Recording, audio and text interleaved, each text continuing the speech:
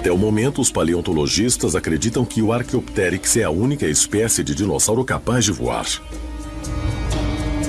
Mas se é o único dinossauro que pode voar já descoberto, como então, como alguns estudiosos de alienígenas rebatem isso, como é possível que todos os pássaros modernos tenham se originado dessa única criatura? E como é possível que pássaros e certos répteis com genes de dinossauro foram capazes de evoluir? Darwin estava errado. Não vemos golfinhos fazendo carros. Não vemos elefantes construindo casas. Isso pode parecer banal, mas é um fato que esses animais simplesmente não progrediram e avançaram como nós. Por que foi assim? Por que isso deveria acontecer? Porque nós somos únicos. As pessoas falam sobre o elo perdido. Onde está o elo entre passar dos macacos, micos, gorilas, etc., para ser capaz de desenvolver armas atômicas e voar no espaço? De acordo com a evolução, todos os dinossauros morreram há cerca de 60 milhões de anos. Primeiro, há muita especulação sobre o motivo disso acontecer. Dizem que foi um impacto, provavelmente criado por um meteorito. Mas se isso é verdade, por que só os dinossauros morreram? Todos os animais na Terra deveriam ter morrido por causa do meteorito. Mas não aconteceu assim. A pergunta é por que só os dinossauros morreram?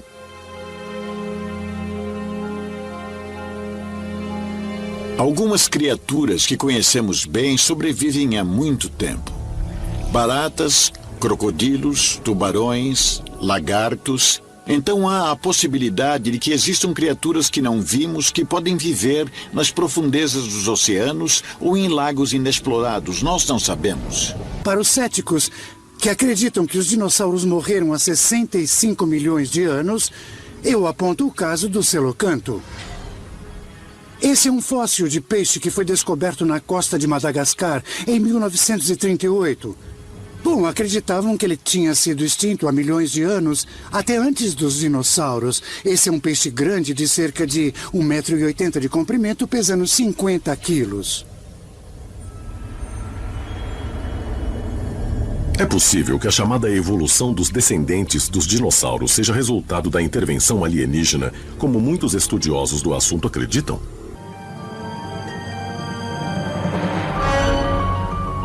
Eu acho que é possível que o celicanto tenha sobrevivido por uma atuação direta de alienígenas. Eles podem ter guardado o DNA do celicanto e reintroduzido esse peixe nos oceanos milhões de anos após ele ter sido extinto. E isso vale para os crocodilos, tartarugas e todos esses animais que conhecemos hoje em dia que sobreviveram à era dos dinossauros. É muito difícil dizer o que aconteceria se um enorme dinossauro daquela era não tivesse sido extinto. Mas não há a menor dúvida de que o mundo como o conhecemos hoje foi forjado pelo desaparecimento dos dinossauros. Talvez tenha sido feito de propósito pelos alienígenas. Porque se os dinossauros tivessem sobrevivido, eles poderiam tomar o planeta Terra.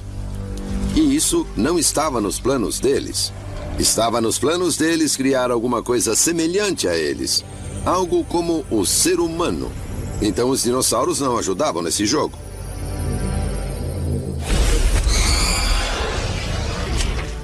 Pode ser que a extinção dos dinossauros tenha sido, na verdade, um extermínio planejado por alienígenas. E algum dinossauro poderia ter sobrevivido a esse evento e coexistido com o homem e ainda existir sob outra forma? Talvez as respostas estejam enterradas em cada região do nosso globo. Pois quanto mais aprendemos sobre dinossauros, mais perto estamos de descobrir a verdade sobre a natureza extraterrestre de criaturas estranhas que vivem no planeta Terra.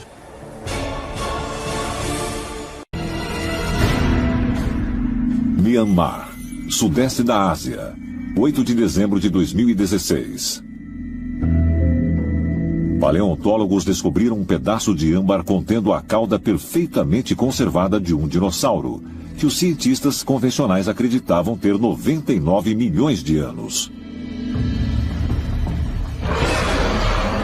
O espécime foi chocante, pois revelou que nem todos os dinossauros eram cobertos de escamas como retratados havia mais de um século. Mas alguns tinham penas. Porém, como os arqueólogos podiam ter errado tanto? Uma das críticas ao registro fóssil é que há lacunas no registro. Ou seja, vemos o que achamos como esse animal era há 3 milhões de anos, e então vemos o que achamos como ele era há 1 milhão de anos. Mas o que aconteceu entre essas datas? Devido a lacunas de até 80 milhões de anos, o registro fóssil é terrivelmente incompleto, e o processo de se tornar um fóssil em si é extremamente difícil. É muito difícil que ossos vertebrados se tornem fósseis. Somos maravilhosos piqueniques para muitas criaturas diferentes. A não ser que você caia num lamaçal repleto de água ou no oceano, deixando os seus ossos quase em qualquer lugar, eles nunca vão se tornar um fóssil. Há formas de vida que provavelmente nunca serão fossilizadas. Sendo assim, todos os tipos de seres anômalos podem realmente existir. Podemos encontrar fósseis de gigantes de 3 metros ou até de extraterrestres. Enquanto a ciência convencional continua a resistir à noção de que extraterrestres ou seres híbridos já existiram no planeta, podem estar levando os cientistas a desprezar dados valiosos. A comunidade científica tem se apressado em encontrar respostas quando devia fazer mais perguntas. A ciência construiu uma casa chamada o modelo padrão. E, infelizmente, essa casa tem grandes buracos nas paredes e nós penduramos quadros sobre eles, basicamente. E tentamos tapar esses buracos. Queremos certezas de que tudo se encaixe. Mas novos conhecimentos sempre mudam isso. O modelo de pensamento na academia moderna é que os artefatos não podem existir fora da nossa linha do tempo cronológica. Eles decidiram que é mais fácil simplesmente colocar as peças que encaixam e remover as que não encaixam. St. Catharines, Ontário, Canadá. Primavera de 1970. Pesquisadores do Departamento de Ciências da Terra da Universidade Brock receberam uma amostra de madeira que foi encontrada enterrada a 45 metros da Terra, na ilha de Nova Escócia. Os cientistas fizeram testes de datação de carbono no material e descobriram que pertencia a 3.000 anos no futuro. Perplexa, a equipe repetiu o teste e obteve exatamente o mesmo resultado. Como é um pedaço de material orgânico, eles foram capazes de datá-lo. Mas as datas que eles receberam contradisseram completamente tudo, porque tinha uma data de 3.000 anos no futuro. Como isso é possível? Como técnicas de datação modernas podem produzir resultados que são tão obviamente contraditórios?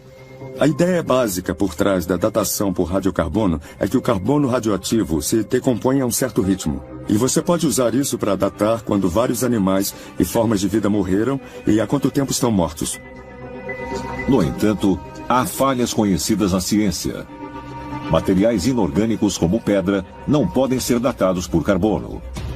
E a exposição à radioatividade pode alterar as datas dramaticamente. A datação pode aumentar abruptamente com a explosão de armas nucleares. Também muda com a erupção de um vulcão com muito dióxido de carbono no ar. Mas os cientistas anseiam por certezas. Como todos os seres humanos, certeza e previsibilidade, elas tendem a minimizar as ressalvas. Mas, se as medições por carbono podem ser distorcidas com a exposição à radiação, até que ponto a datação pode ser imprecisa? Talvez respostas possam ser encontradas quando o processo for submetido a outro teste, ainda mais perturbador.